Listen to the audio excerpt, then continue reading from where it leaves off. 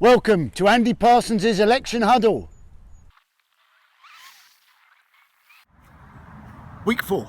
Postal votes went out this week, and with less than 2 weeks to go, how should you vote? Well, a lot of parties are not living up to their names. The Brexit party is arguably not the best, if you want Brexit. The Conservatives, with their £3 billion a year extra spending, are not being conservative. Liberal Democrats, with their talk of revoking Article 50, are not being very democratic. If you really enjoy Labour, their proposed 4-day week is possibly not for you. And even the Greens have 2 leaders, which doesn't seem particularly green. Although does have the advantage, if one of them's having a nightmare in an interview, they can quickly sub in the other one with a slightly better answer, which all the parties would have been grateful for this week. Boris Johnson was replaced by an ice sculpture by Channel 4 when he refused to show up to the leaders' climate change debate. Although an incontinent whoopee cushion might have better reflected his previous TV debate contributions. Although, to be fair to Channel 4, this was the first time Boris Johnson had been fact-checked after a debate and found not to have given a single misleading answer. Michael Gove was involved in a spat with Stormzy after Stormzy's intervention led to a massive spike in voter registration before the deadline on Tuesday. Michael Gove has said that Boris Johnson is unfit to be Prime Minister, and Stormzy has said, fuck the government and fuck Boris. So in many ways, they actually agree. Labour have tried to move on from accusations of anti-Semitism in the party by generating masses more debate about the issue. Labour were worried about losing some votes to the far right.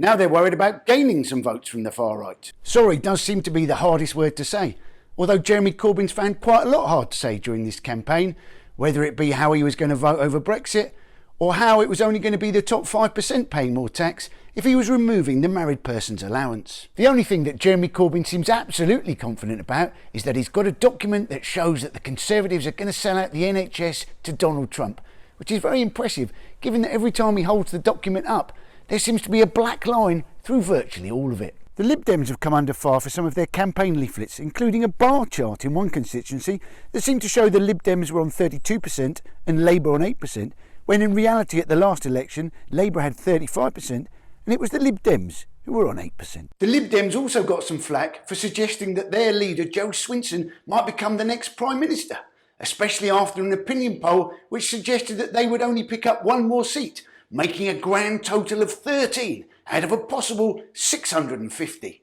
Although no doubt they could produce a bar chart that showed that made them easily the UK's biggest party. The Conservatives announced a new point-style immigration system in their manifesto, a system that the UK has actually had since Labour introduced it in 2008.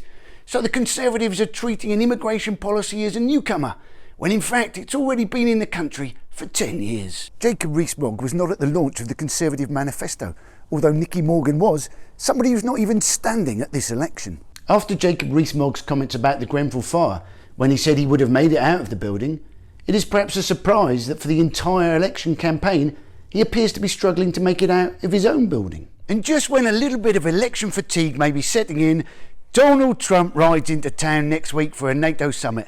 A man who has described Nigel Farage as a friend, Boris Johnson as the British Trump, and Jeremy Corbyn as so bad for the country. The only sort of criticism that Jeremy Corbyn is looking forward to getting a lot more of next week. And if you can't make your mind up who to vote for, you can always vote by proxy and get somebody else to make your mind up for you. Deadline 4th of December. Both Corbyn and Johnson used proxies to stand in for them for the BBC's 7-way debate, with Boris Johnson also saying that so far he'd been too busy to be interviewed by Andrew Neil. Of course, what we all want to see is Andrew Neil interviewing Donald Trump. There would be hair weavings flying all over the studio.